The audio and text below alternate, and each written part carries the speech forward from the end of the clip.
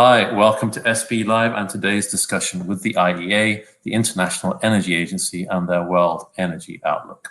My name is Niels Korgersen-Lohe. It's my great pleasure to be your host today. And what a day. Today, the world's largest democracy is busy at work being the world's largest democracy. I am, of course, referring to the US elections. That is important in terms of World Energy Outlook. Yes, absolutely it is. It's a very large economy and has a very large oil and gas output. So the outcomes of the election are going to be important. But we won't be talking about the elections. We'll be talking about the World Energy Outlook.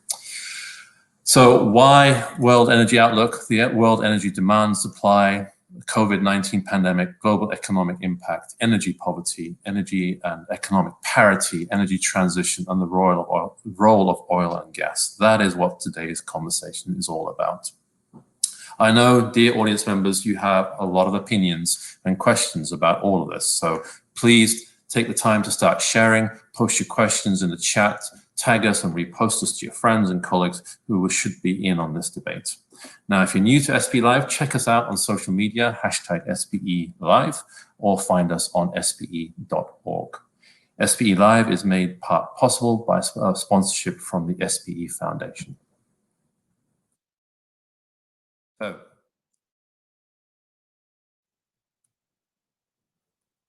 if you're interested in oil and gas futures and low carbon and clean energy investment, check out the upcoming SPE Virtual Upstream Finance and Investment Conference. Two of our guests today, Tim Gould and Rebecca Schultz, along with John Moon, Managing Director of Morgan Stanley, Dennis Connell, Managing Director of Moelis & Co., and Andy Meng, Executive Director of Morgan Stanley, will be talking upstream finance in a changing world.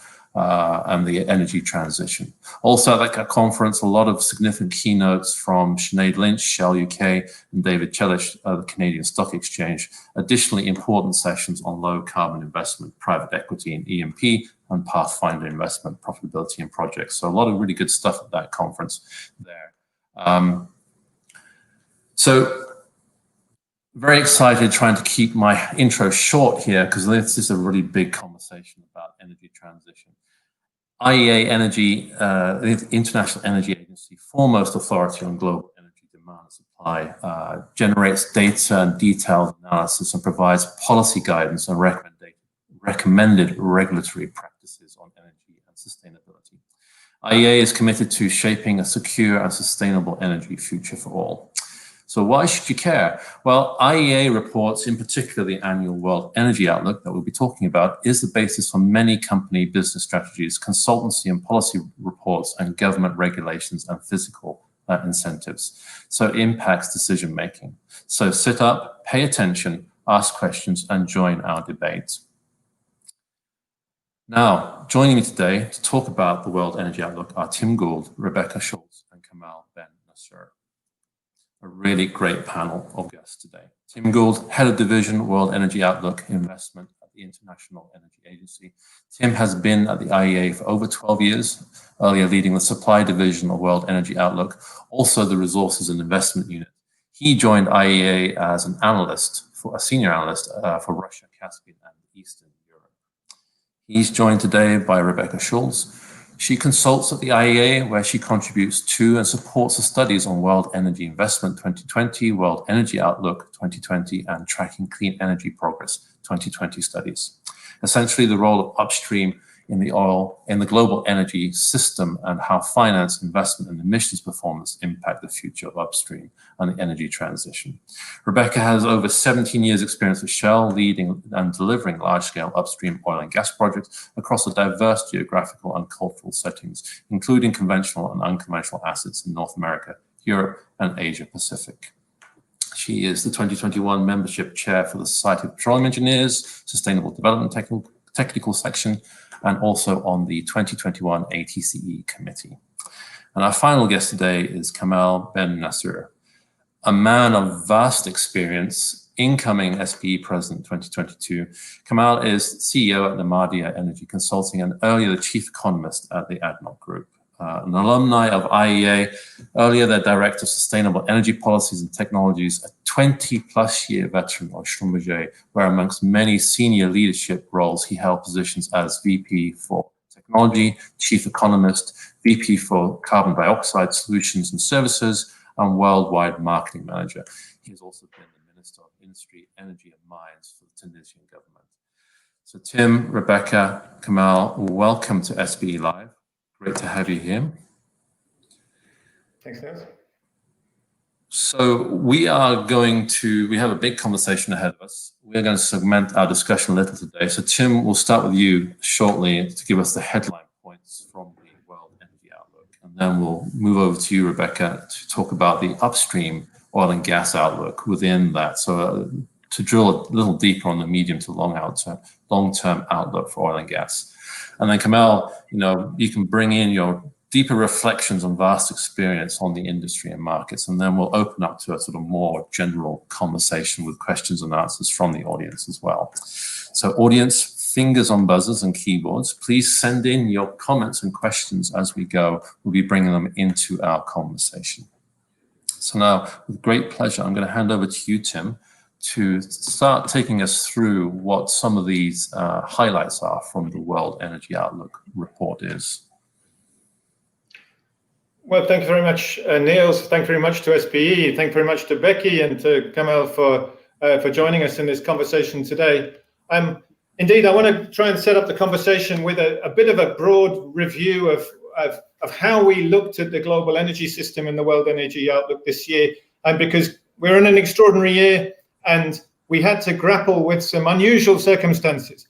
Of course, the main question is, how does the pandemic reshape the future of energy? But we looked in particular at how this might affect the prospects for rapid clean energy transitions. Many of you will know of the World Energy Outlook as a long-term outlook, but given these near-term uncertainties, we focus much more this year than usual on a crucial next decade to 2030. So really examining the pathways out of today's crisis. And in doing so, we needed to consider two huge unknowns. So how long will the pandemic last? How deep and how damaging might its effects be on the global economy? And secondly, how are energy policymakers going to respond?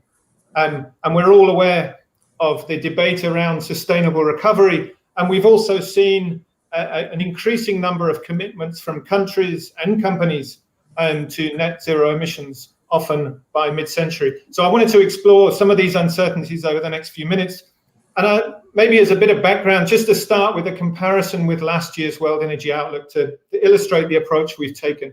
And this is where we were, 3.6% annual average GDP growth over the period to 2030. That translated into energy demand growth of roughly 1% per year. And that's in our stated policy scenario, where we look at all the things that governments say they would like to achieve, and we subject them to some critical scrutiny. Not just taking them as read, but looking, are the different policies and measures in place in different parts of the energy sector to get there?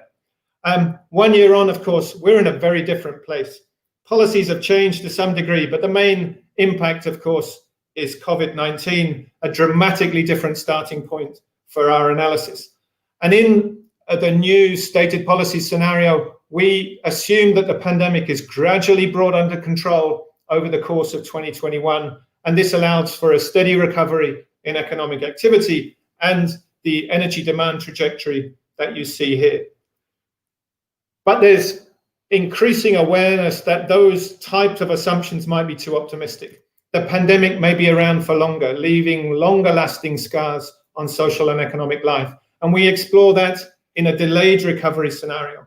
So in that, the near-term slump is deeper, and we have more structural long-term effects on the growth potential of the global economy. And that has knock-on implications for energy demand. So in stated policies, we get back to 2019 levels of demand already by 2023, but in a delayed recovery, that takes until mid-decade. And indeed, that decade of the 2020s in a delayed recovery scenario would be the decade with the lowest rate of global energy demand growth since the 1930s.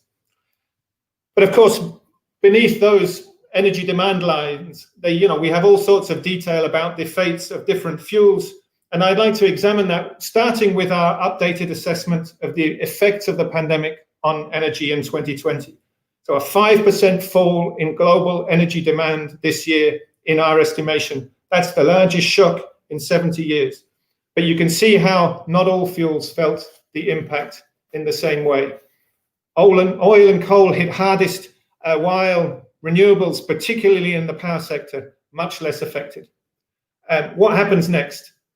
In the stated policy scenario, remember, this is one where the pandemic is brought under control in 2021, oil demand back to pre-crisis levels within a few years, no such rebound for coal, main growth coming from gas, but particularly from renewables, which meet well over half of the growth in energy demand. We focus in this World Energy Outlook particularly on the growth, the explosive growth of solar in the power sector. So where renewables are strong, they present a very strong value proposition, even though they are not the technologies of choice in all parts of the energy sector. But what if the recovery is delayed? Then some investments in renewables are postponed because of the economic uncertainty, but this area in practice proves to be quite resilient. Larger effects are elsewhere. Almost all the growth in oil demand is wiped out. Coal and natural gas much more affected by the weaker economic outlook. Now, when we've presented this picture over the last few weeks since the World Energy Outlook was launched, some people looking at this, particularly if they're looking at this through the prism of emissions, will say, well, actually, this doesn't look like such a bad outcome. Renewables are still robust. The fossil fuels are suffering more. And there is a degree of truth there. Emissions are lower in this scenario, but I would caution against anyone who thinks that this is a good outcome from a climate perspective, or indeed from a sustainable development perspective, because the growth prospects in many developing economies in particular are hit very hard. The number of people without access to electricity, which has been coming down in sub-Saharan Africa over the last few years, we lose that momentum. We see an increase already this year in the numbers without electricity. And so while global emissions are lower, these reductions come at a huge economic and social cost. So in practice, a weaker economy really drains momentum from some of those structural changes that we think are essential in energy transitions. So a slump, as we've seen in 2020, it can suppress emissions, but that's not a solution to climate change. Before passing on to Becky, a couple of words on the emissions, and then I'm going to look a little bit further into the future, because in the stated policy scenario, we do have the impact, particularly in Europe, of sustainable recovery packages, but they are not the norm everywhere around the world. And so while emissions rebound much more slowly than they did after the financial crisis of 2008, 2009, the trajectory that you see on the screen is very far from one that would represent a solution to climate change. That is represented by our sustainable development scenario, in which we hit not just climate targets, but also targets related to energy access and air quality. And to fill that gap between STEPS and SDS that you see on the screen, you need the recovery from the pandemic to be really as sustainable as possible. And we've seen an increasing number of countries, as I mentioned up front, European Union, United Kingdom, New Zealand, and others, making pledges to reduce emissions to net zero. And we incorporate, if those were implemented in full, we would fill in part of that gap. We've also all heard the major new statement by China about reaching net zero emissions by 2060. This is also achieved in the SDS, and that has a huge impact. And we're very interested to see how indeed that long-term target is worked into more near-term policy documents, and notably the 14th five-year plan. And indeed, since we published the World Energy Outlook, there have been additional commitments coming in from Japan and from Korea, which would fill in part of the remaining gap. But you can still see that that gap is huge. And you'll also notice that these outcomes get us to net zero globally by 2070.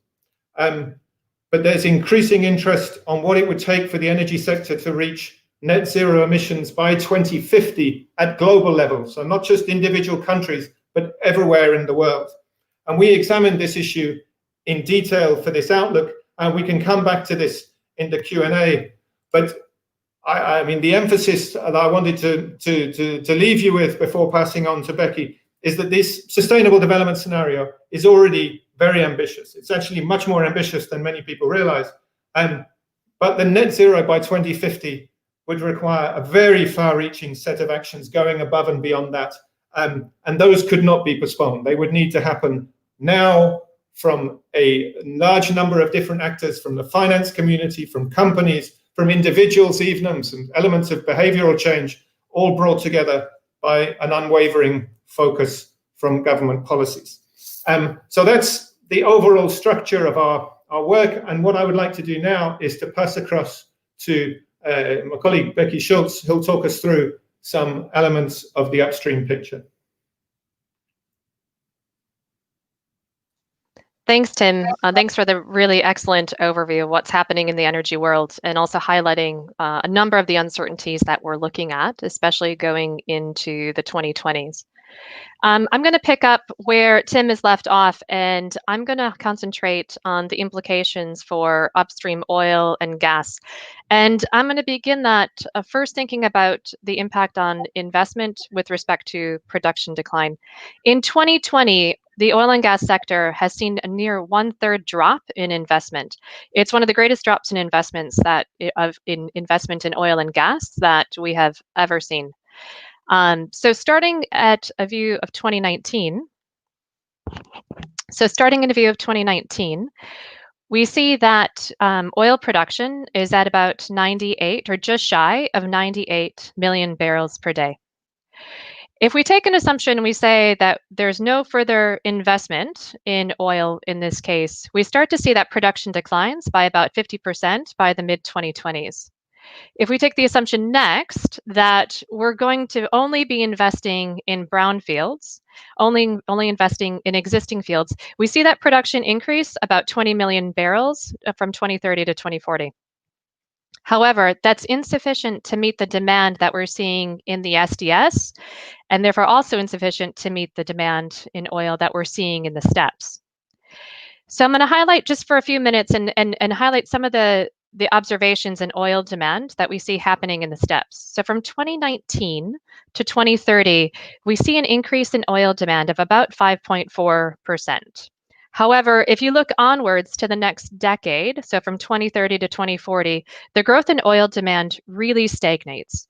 It really slows down, and we start to see oil demand plateau in the 2030s. However, there's a lot that's happening underneath that system. So we're starting to see more and more that passenger transport is starting to electrify. At the same time, we're seeing more growth in the petrochemical industry. When we take a view to 2040 and highlight the difference between steppes and SDS, we've got about 35 million barrels per day differential.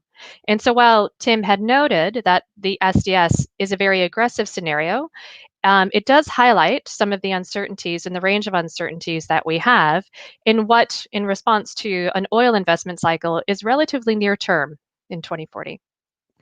So if we go to the next slide, I want to highlight and take a view of what may be happening in supply growth coming out of this downturn. So in order to do that, we're actually going to look backwards. Shale oil has been the growth engine in global oil supply over the last 10 years. So from 2010 to 2019, we saw shale oil put in about 7 million barrels per day into the global oil supply mix.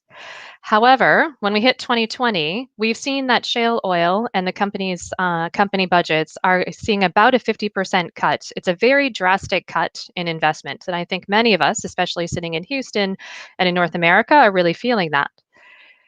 That is coming on the heels of 2019, where the sector is seeing some of its highest levels of debt that it has ever seen. So that combined with the lower demand in oil, the lower oil prices, and the high levels of debt have set up a number of bankruptcies that are going through the sector, as well as a number of mergers, and in the shale world, sort of mega mergers that have been announced in recent weeks and in past months as well. So when we start looking at supply forecasting, we took a look to the last 10 years.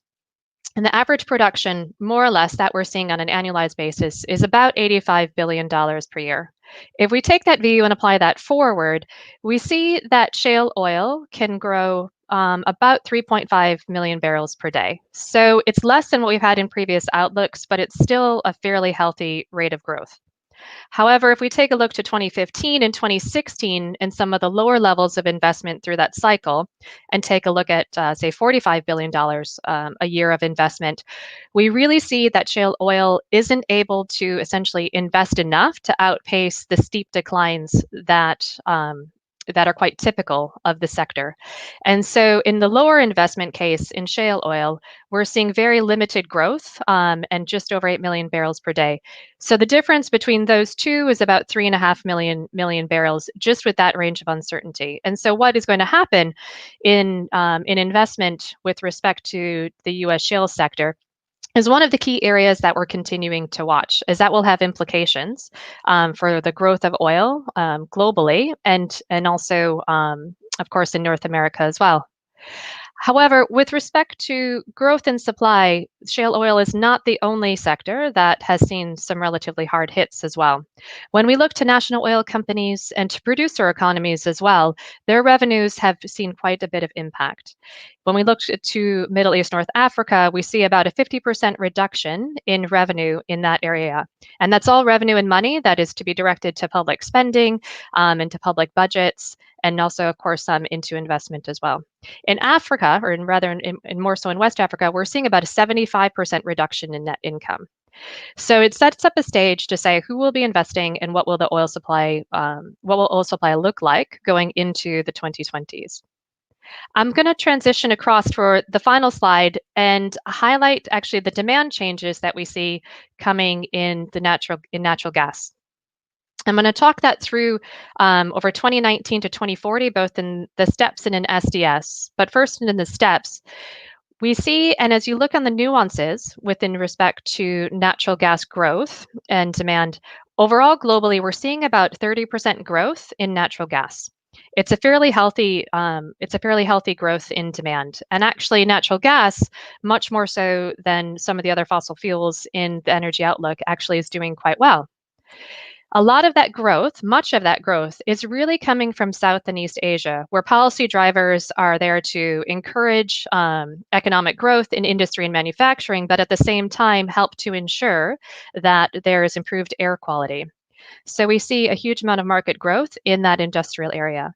We also continue to see growth in switching from coal to natural gas during the same time period. However, for the first time, we're actually seeing a demand decline in advanced economies. And we see that, as Tim had touched on earlier, in the green bar, as we're switching from natural gas to renewables, and especially solar PV and wind in Europe and also in North America and in other places. If we switch across to the view that we see in the SDS, we see that effect really compound.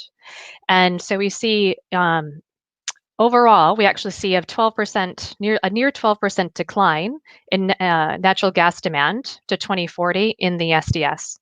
And most of that decline is coming from that transition from natural gas to renewables and other low carbon sources as well. On the positive side, for natural gas growth, we continue to see that switching to natural gas as well. So that remains quite similar between the two scenarios. And there are some very specific roles that natural gas continues to hold in the SDS scenario. And part of that is due to natural gas's cost competitiveness in certain areas, as well as its capabilities. So industries where we see very high needs for very high heat temperatures,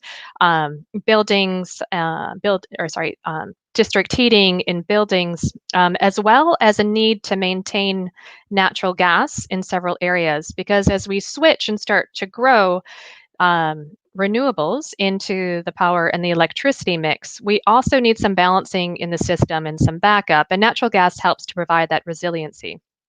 In particular, I'd like to highlight areas of growth in gas-powered gas-powered plants with CCUS along with industry, and a growing trend that we have in SDS with, say, for example, the growth of hydrogen production with CCUS. That market growth in CCUS expands quite a bit in the SDS scenario. And so all of that has implications on the level of natural gas demand that we have, and therefore the supply that's going to be feeding into that. And so with that, I'll hand that back over to you, Niels. So I'm just going to bring in Kamal now, just to add some mood music to this whole discussion before we step into a sort of broader conversation and begin to include the audience questions. So Kamal, from your perspective and your experience, what's your perspective on all of this? You know, particularly with the COVID-19 pandemic impact and what the prognosis is now in the world energy outlook. What are your thoughts? Well, thanks, Niels. Let me first start by congratulating the IEA colleagues for producing a world energy outlook under very, very special circumstances. And they have done it also with significant uncertainty in the short term, and also doing it 1 month ahead of schedule. And looking at the very tight cycle that they produced the world energy outlook, it's quite remarkable.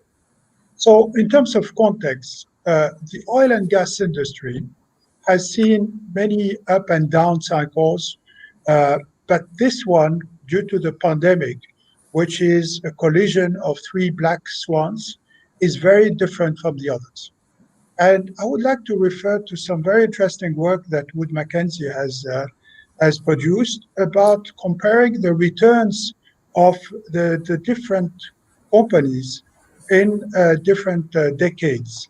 So if I take 15 years, from 1990 to 2005, 15 years, and I look at the annual return to shareholders of E&P companies, was about 12%, which was slightly below the oilfield services, 13%, and integrated was about 14%.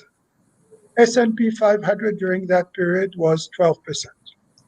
Let's fast forward now to the next 15 years, just before the COVID. 2005 to 2019, the return of E&P companies was 0. Integrated was slightly higher at 4%, OFS was -2, and S&P was about 9%. So quite a different change in the stock evolution of this company. And it's not a surprise that Exxon has moved out of the top 50 energy of the S&P top spots, and also that the top 50 energy companies is now worth about 2% of the E&P 500. So let's look now at the current cycle. All companies have announced significant reduction between 2020 and 2021, as indicated by the IEA colleagues. And for the first time, the spending in oil and gas trails significantly below the level of the power sector. And if I look at the 2020 level, it is about 29% below what it should have been compared to what we estimated at the beginning of 2020 before COVID. 2021 CapEx, while it's still very, very early to consolidate, we are looking at about 2% above 2020. So again, about 25 to 27% below what we were expecting.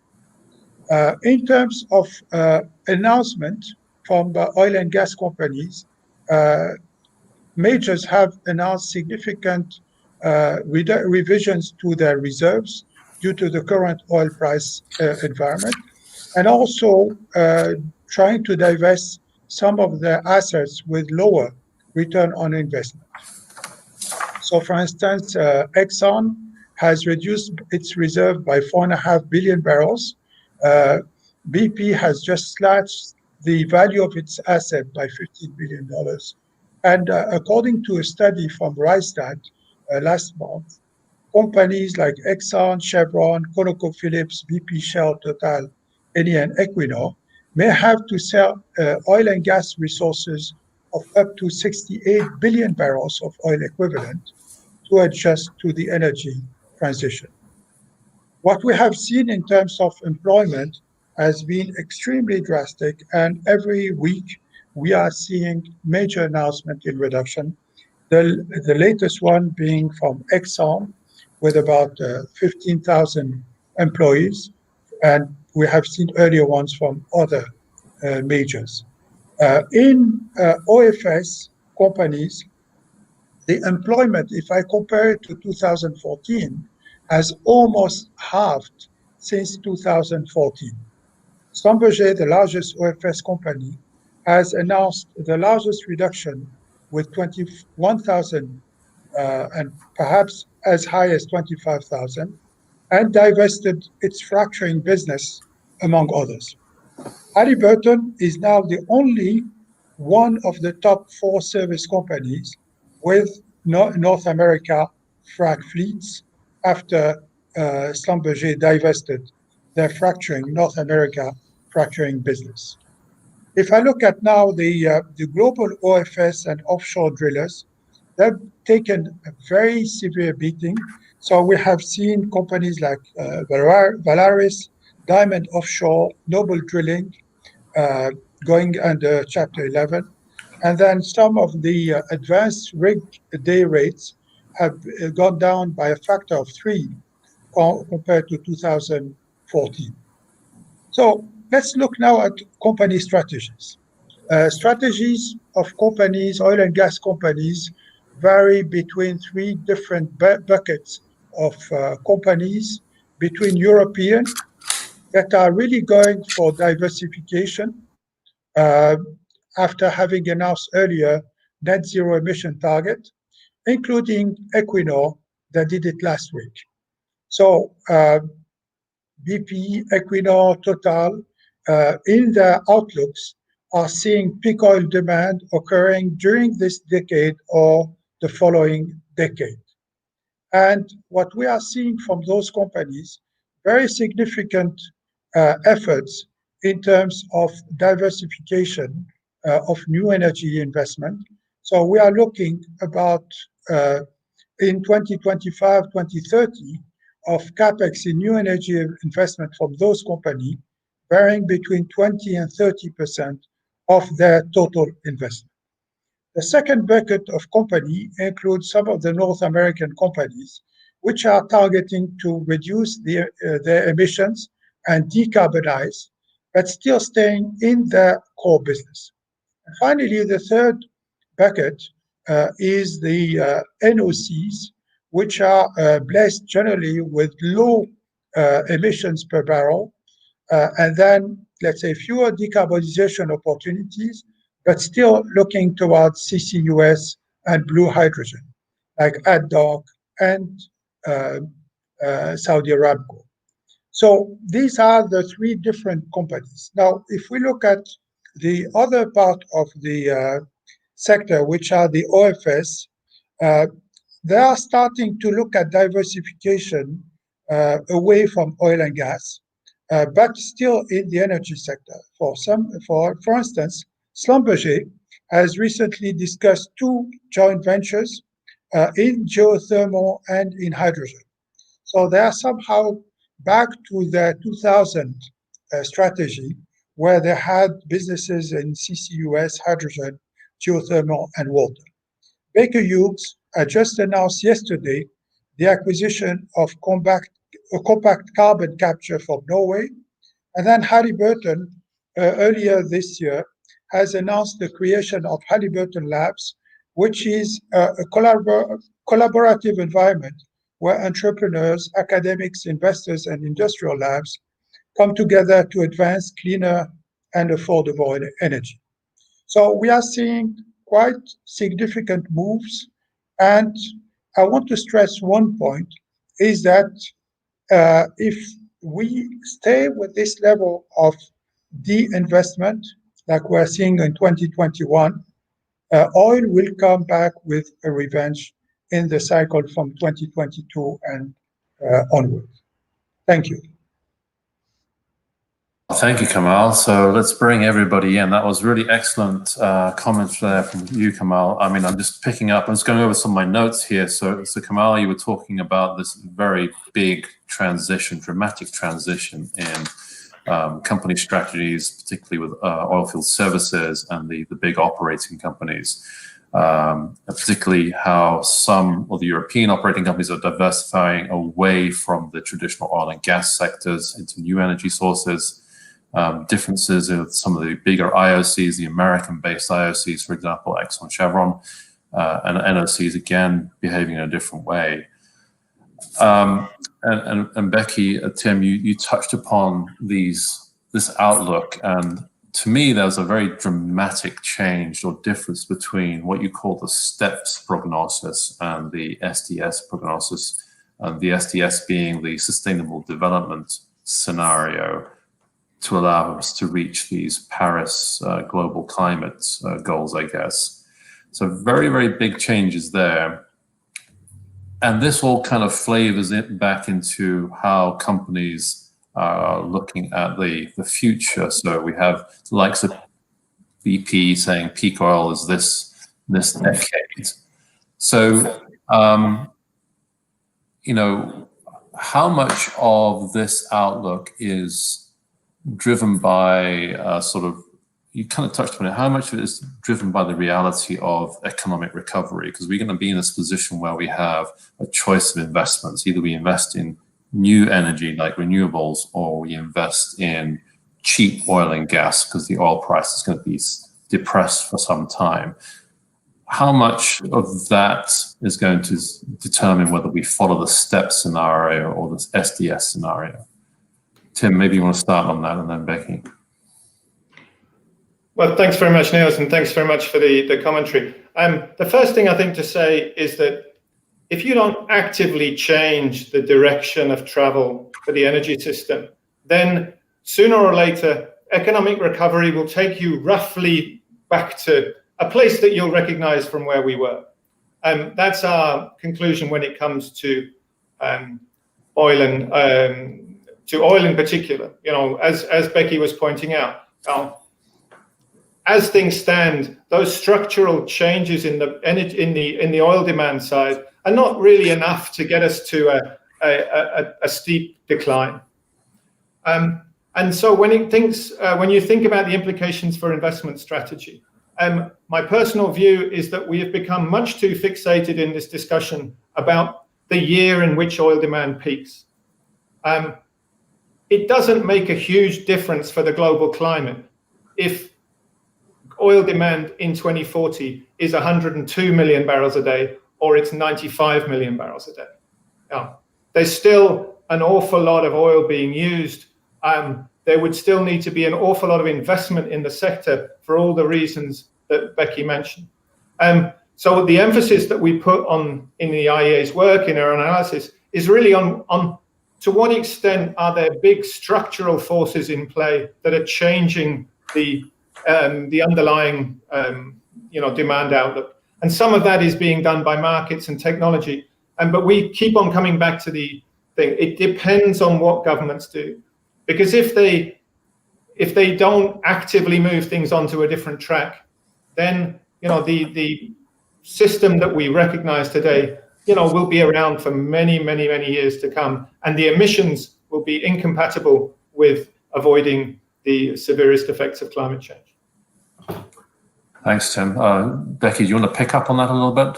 Yeah, I'll just perhaps add a few things on further to what Tim had highlighted, and also going back to perhaps your original comment within that, Niels, of how much is driven by the economic recovery, which Tim highlights in the delayed recovery scenario. And so there's a great deal of uncertainty within 2020 and beyond on exactly what that is going to look like. But you'd also mentioned this view of cheap oil and gas, which perhaps within the oil and gas sector feels like it's cheap oil and gas. But when we're comparing it and leveling that to the cost and perhaps including weighted average cost of capital going into renewables, actually renewables is still very, very cost competitive. And Kamal had touched earlier on what is happening in the markets with respect to oil and gas. And perhaps one thing we didn't touch on as much is what's happening in the renewables markets as well, and how much they have actually, due to a lot less volatility and more consistent returns, have actually outpaced the returns in the oil and gas sector. So there is a lot to be saying or to be encouraged with respect to renewables growth, regardless of what oil price may do or may look like. But that being said, there is a lot of uncertainty between the two scenarios, and also with the uncertainty that Tim had highlighted, and exactly what that demand case is going to look like in the future, and therefore, how do company strategies respond to that accordingly?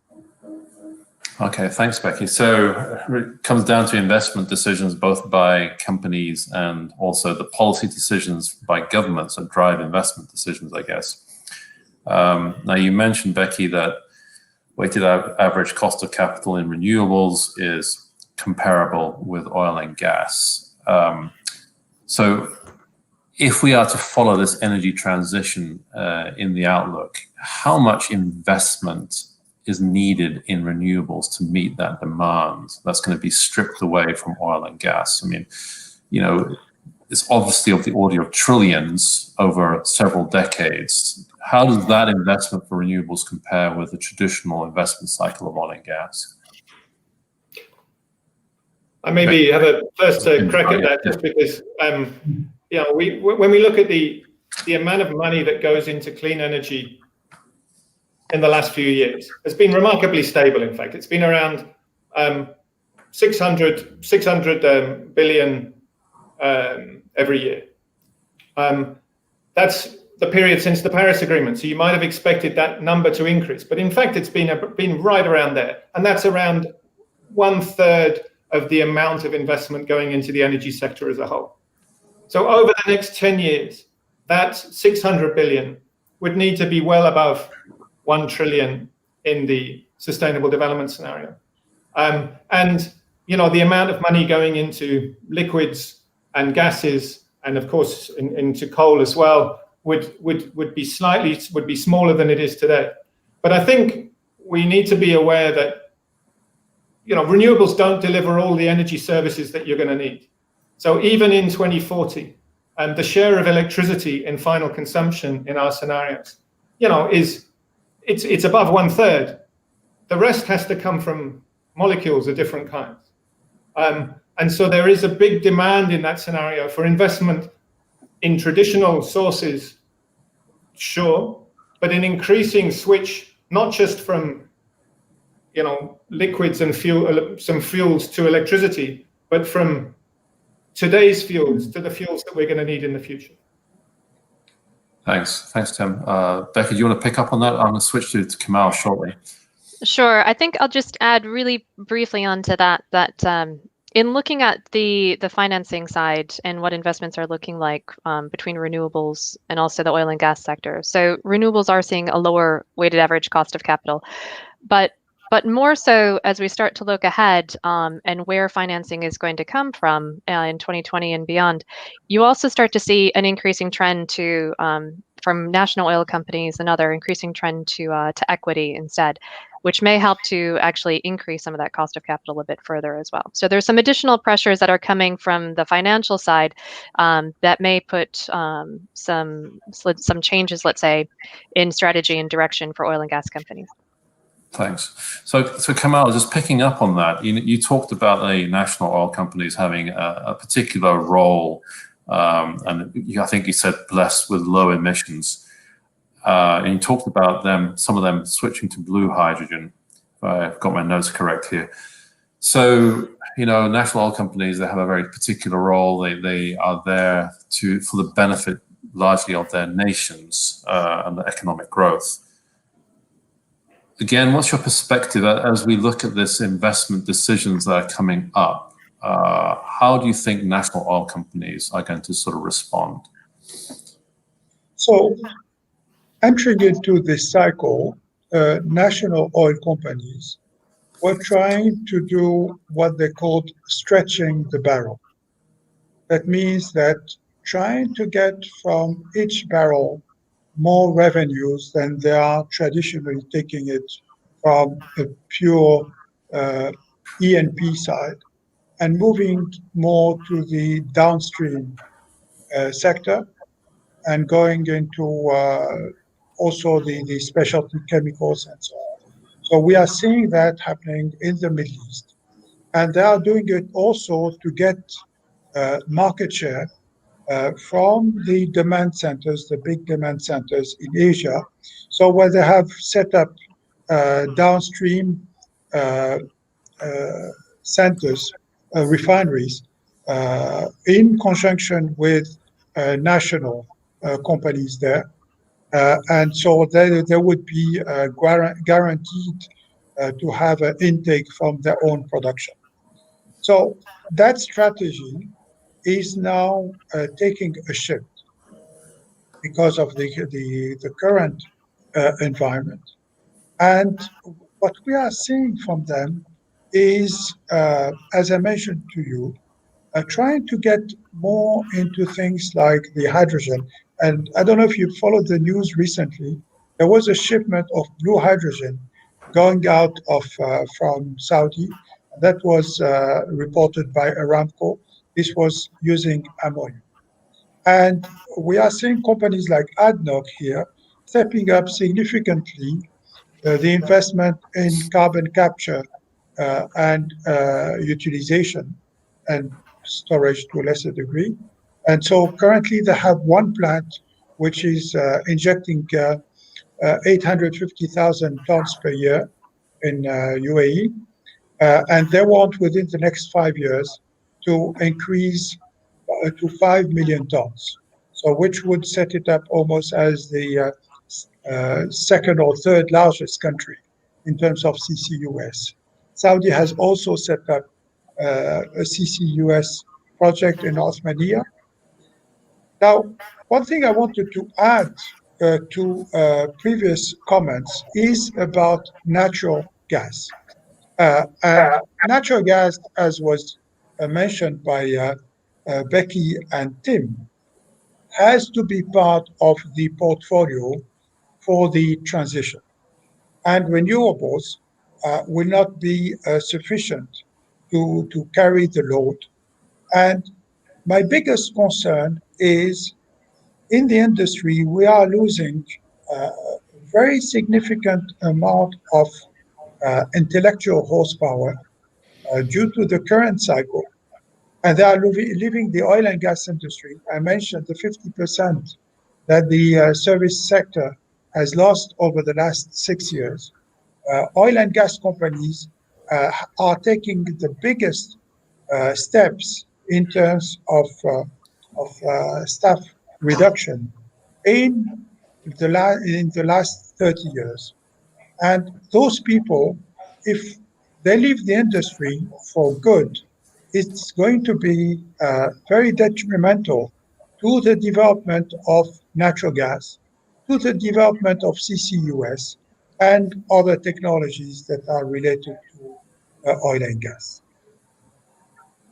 Yeah, thanks, Kamal. That's what you're saying there, again, part of that big dramatic transition within the oil and gas industry. We're not only just having to face these new energy sources, but also losing people and downsizing and coping with the current economic climate.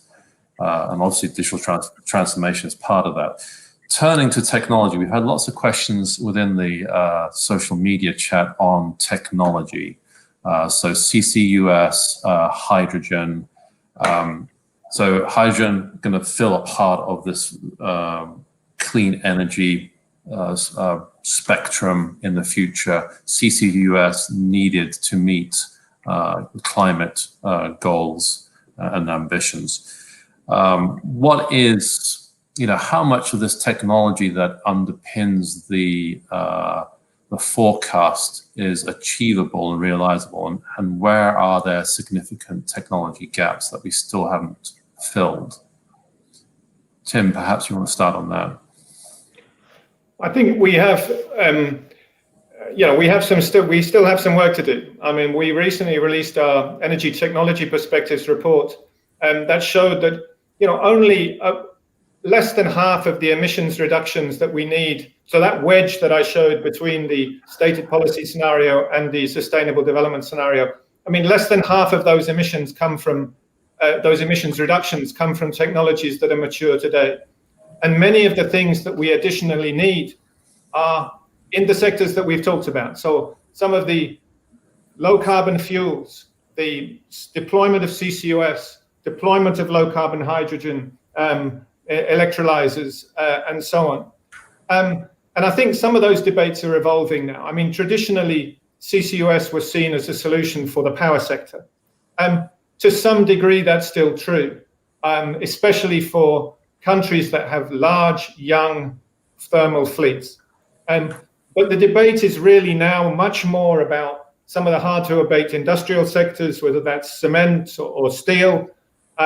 It's much more about the use of CCUS to produce low-carbon hydrogen. And it's also about the role of CCUS in generating some negative emissions, which play a role in pretty much all of the IPC scenarios to achieve climate stabilization.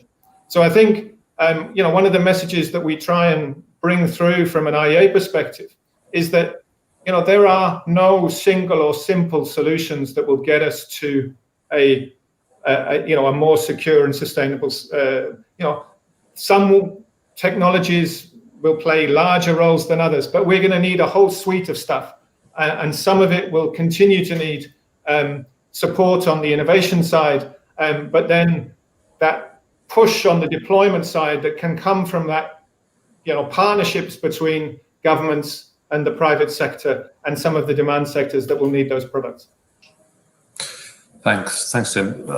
Rebecca, you had, I think, in your slides, a piece about gas and gas supply and demand, and there's a very big difference between one scenario and the other, driven by specifically, I guess, Asia-Pacific demand for gas.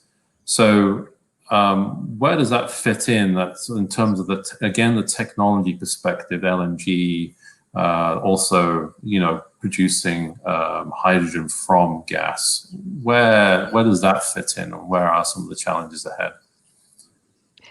There are quite a few challenges. So on the LNG side, we continue to see LNG demand grow in the scenarios. So in especially in STEPS, and to a lower degree, of course, in the SDS, due to the lower overall gas demand.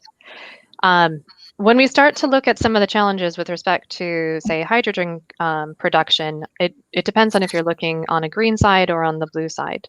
For this purposes of this discussion, and looking at how CCUS, for example, can play a role in that, I think there's a very important point that Kamal had raised earlier, and that really drives to the heart of SPE and its membership on its ability to really be able to translate some of those technologies into the future of gas production and what that looks like.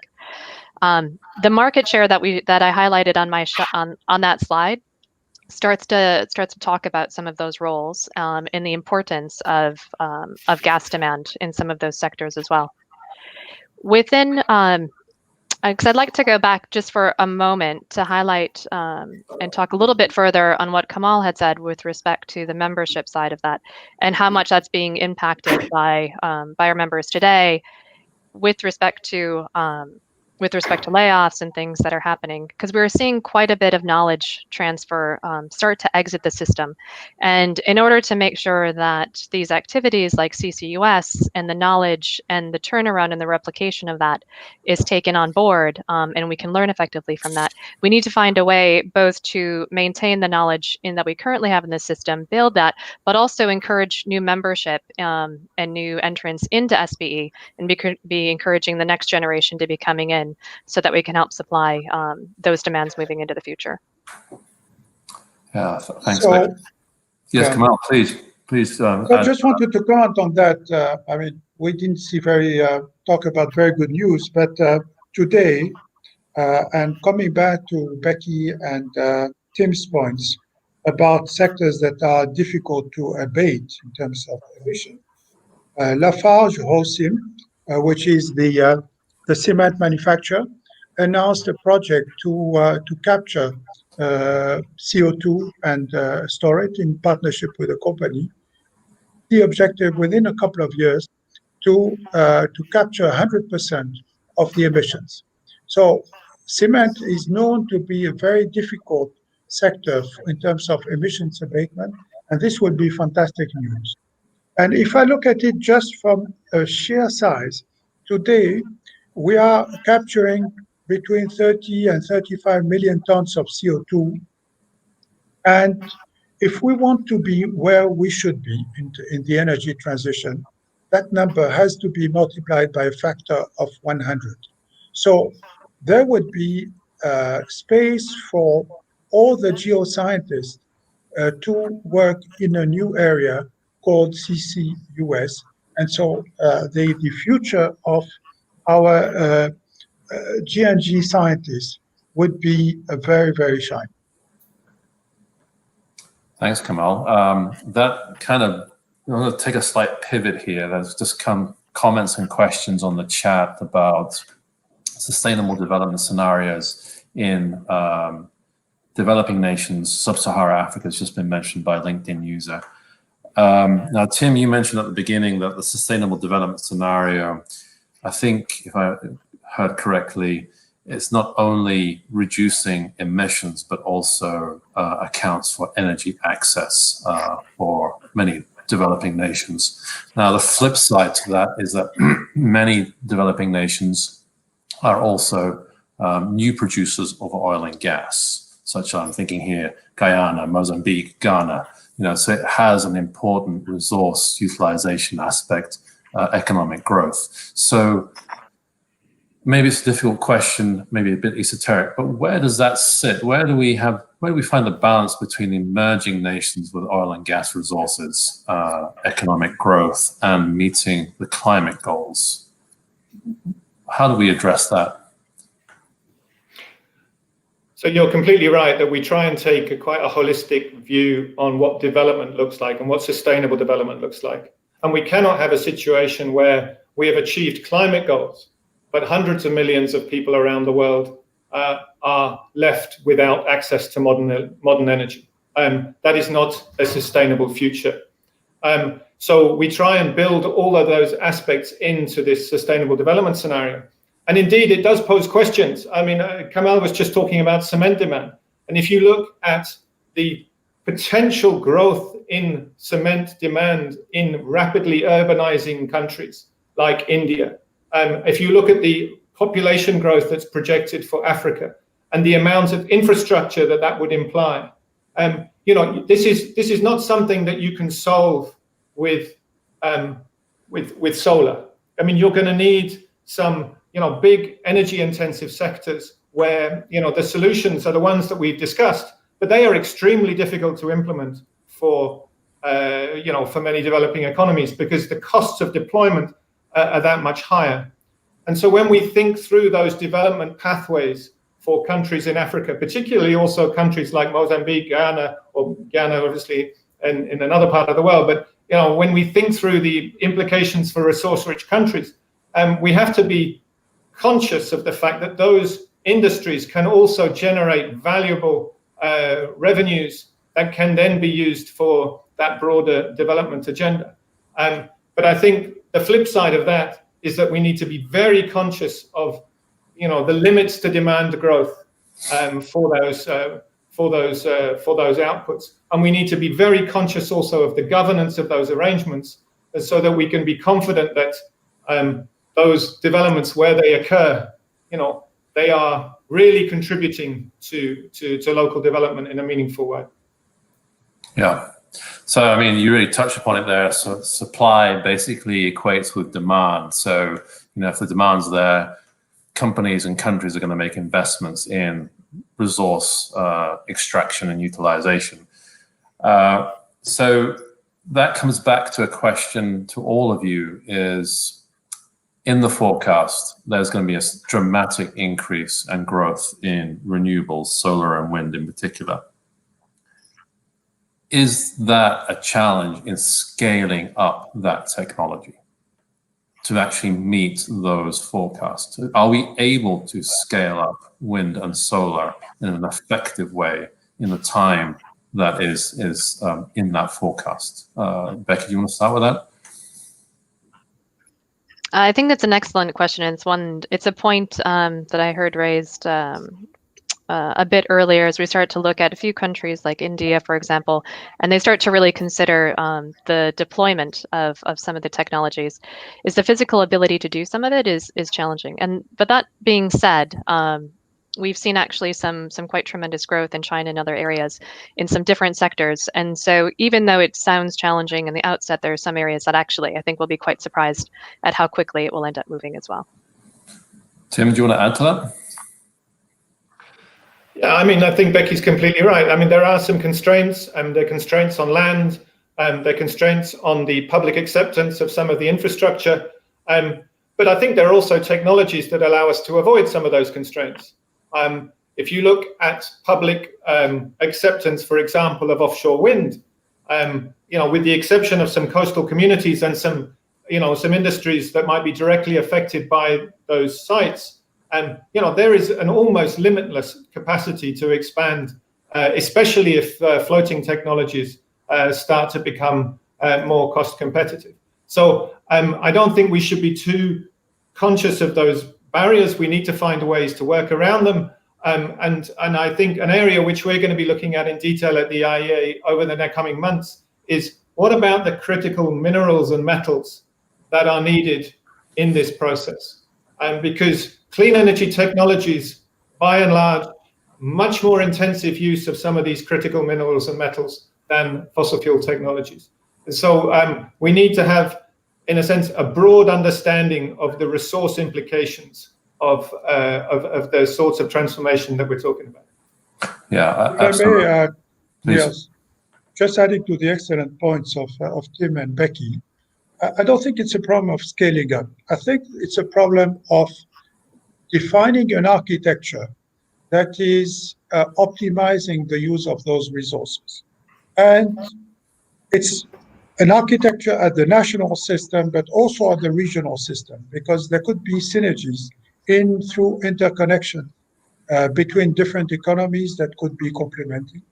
And here, the role of digitalization is extremely important in making sure that the whole system works in an optimized way, that the producers and the consumers interchange their role almost in a seamless way. And we have also regulatory systems that allow those transactions to occur without any issues of trade. So I think that going forward, the future could be much better organized, but we need to open those barriers to the flows of electrons and of finance. Thanks, Kamal. So, from what I'm hearing, and some of the audience comments here, to me, there is this sort of dilemma with the renewables and clean energy pieces. So can we scale up wind and solar fast enough, or will actually hydrogen take over if we can achieve proper CCUS at scale, that we can actually make hydrogen meaningful, because that has maybe a better, greater flexibility in the future.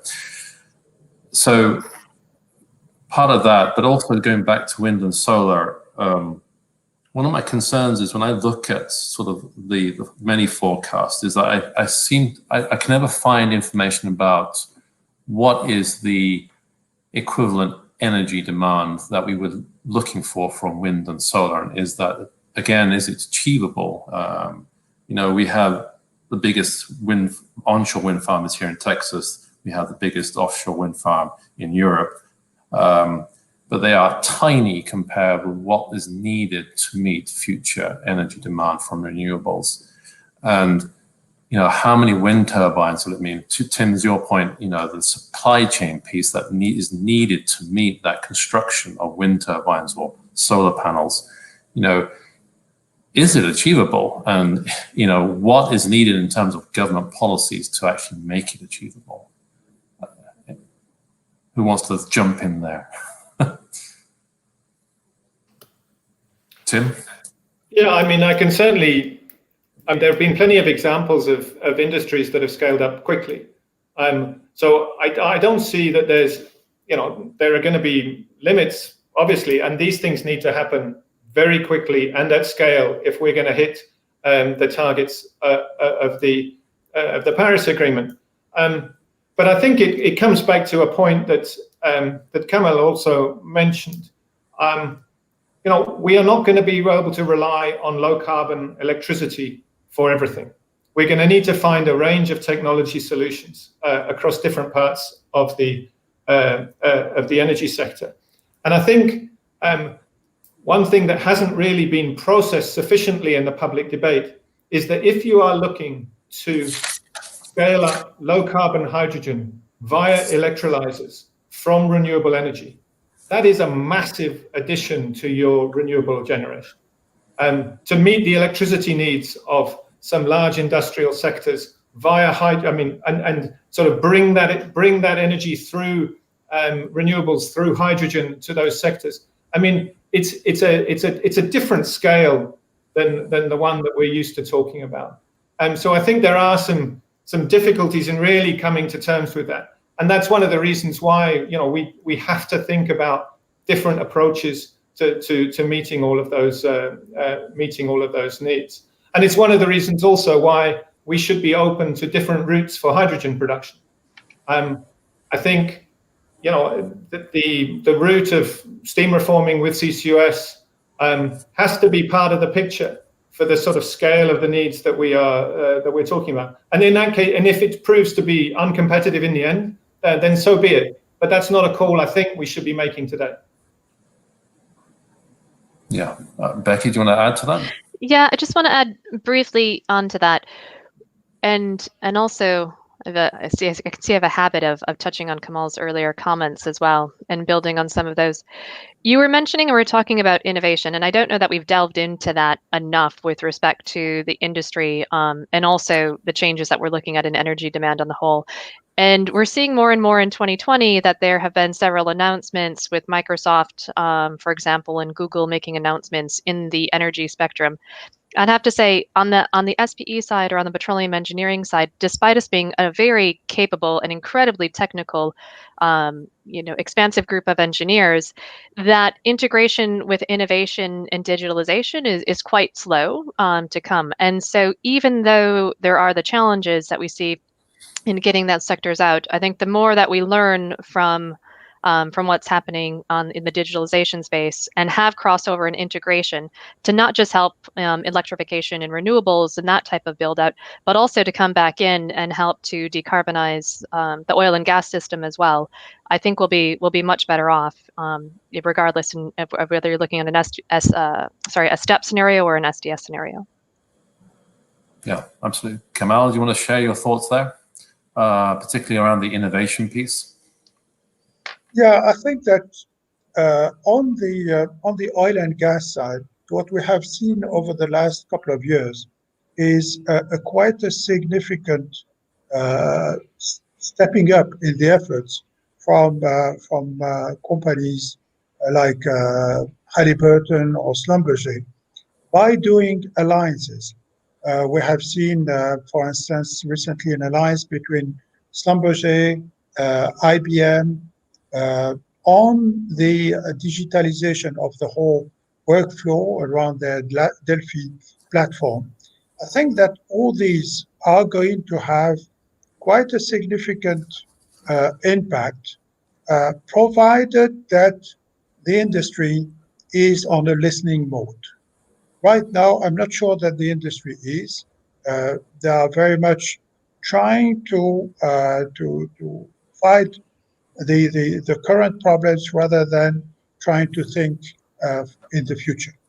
So we have the tools at an industry to progress, but we need to have a more stable environment to apply them. And there would be lots of benefits in all types of applications.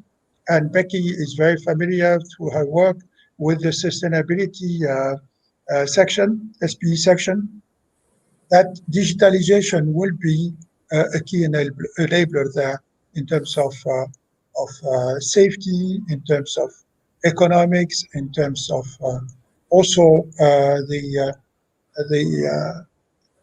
workforce adaptation. Thanks, Kamal. Yeah, that brings us to a really good sort of point here around innovation and technology again. So, you know, you guys have an incredibly difficult job doing forecasts on energy demand and energy outlook, particularly now with the COVID pandemic. So it's very difficult to foresee how technology innovation catches up and helps, you know, address many of these gaps and challenges that we've been talking about. So, you know, you have technology innovation within EOR for oil and gas or oil extraction in particular. You have innovations for renewable energy, clean energy like hydrogen, etc. What would be some of your sort of asks, knowing the forecast, knowing the gaps and challenges you have in your forecast, what would be your sort of call to action on, hey, here are some technologies we really need to address in order to achieve our sustainable goals? Tim, perhaps we start with you. You know, what would your call to action be? So if we're talking in particular about the oil and gas industry, then I think the first thing to say is that, you know, there's still an awful lot that could be done to reduce the emissions intensity of traditional oil and gas operations. That could be through efficiency, that could be through harnessing renewables to some processes. But in particular, the area that we focused on at IEA, we think that there are very cost-effective ways to reduce methane leaks to the atmosphere from the oil and gas value chains. So that's one area. And I think there's a whole area beyond that, where I think the capacities, the expertise, the financing, the project management experience of the oil and gas industry could play an extraordinarily important role in energy transitions. I mean, we've mentioned a lot of the technologies. Those are the big ones, the ones where there's a good match with oil and gas company expertise. That's why many of the companies are getting into offshore wind. That's why many companies with their expertise on handling all aspects of fuel supply are looking at advanced biofuels or looking at low carbon hydrogen. And that's why, with the knowledge of the subsoil and the ability to handle all sorts of gases, the oil and gas industry, I think, is going to be instrumental to the takeoff of CCUS. So the bottom line for us is that, you know, the energy transitions can probably happen without the oil and gas industry, but we think they will be more difficult and more expensive. And so that's, in a sense, our call to action. But we realize that those solutions are not within the power of the industry to deliver by itself. You know, there has to be these triangular arrangements whereby the policies are in place, the infrastructure is in place, the demand from the end users is in place, and the fuel suppliers are also on board. And, you know, unless we get all of that right, then it's difficult to see how, those things move forward. And so I think there's a lot of promise from my perspective in having some sectoral discussions about how we decarbonize steel, or how we move ahead in the chemical sector, and how we move ahead, for instance, in reducing emissions from aviation. And, you know, we need to have everyone participating. No one can be sitting on their hands and waiting for other people to act. Everyone's got to be approaching that with a positive kind of net zero mentality. And then we got to work out how this all happens. Excellent points there, Tim. Thanks. Becky, do you want to sort of share a little bit more on that, your points?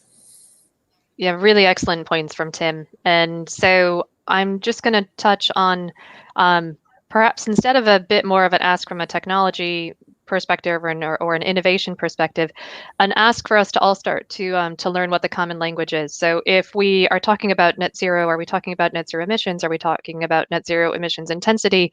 There's a lot of nomenclature around in the industry, and it's not always clear what, when you look at, say, company announcements, what is really intended and what is really meant there.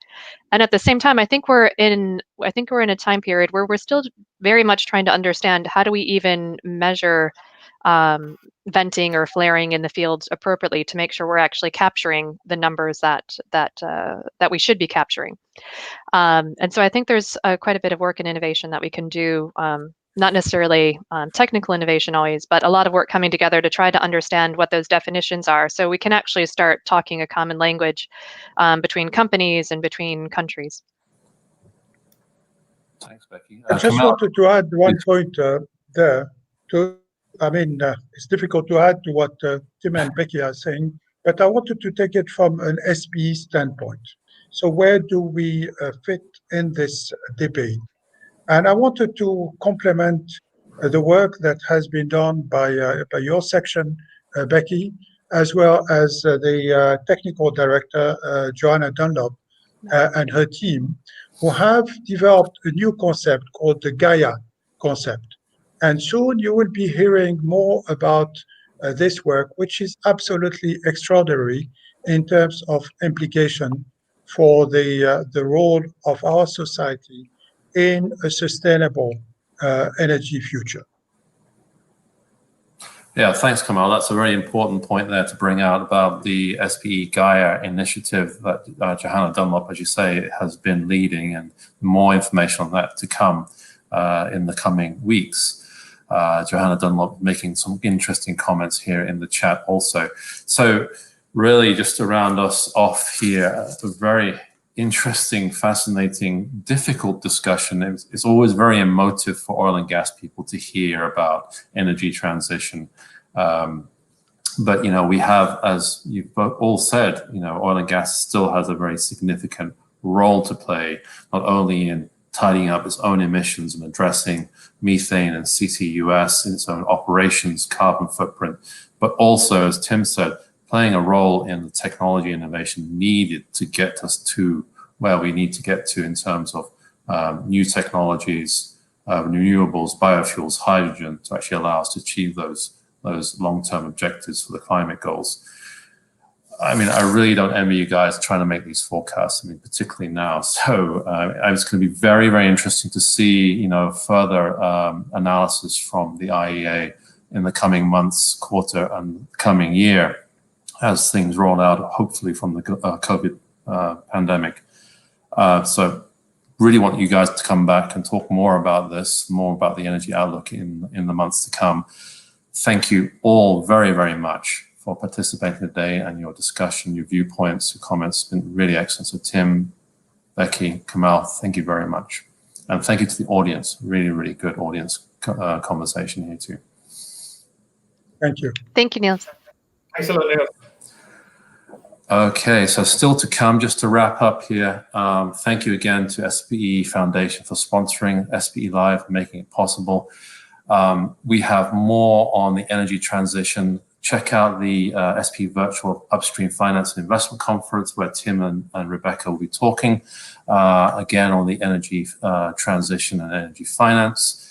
If you want to know more about energy transition, sustainability, and the role of oil and gas, there were some excellent conversations and content at the SPE ATCE 2020 last week. So check that out on atce.org. But that is it for us today from SPE Live. Thank you very much to everybody. Thank you, Ashley, for producing. Thank you, audience, for participating. Again, thank you to Tim, Rebecca, and Kamal for making this possible. So thank you. Have a great day, everybody, and enjoy your day. Thanks.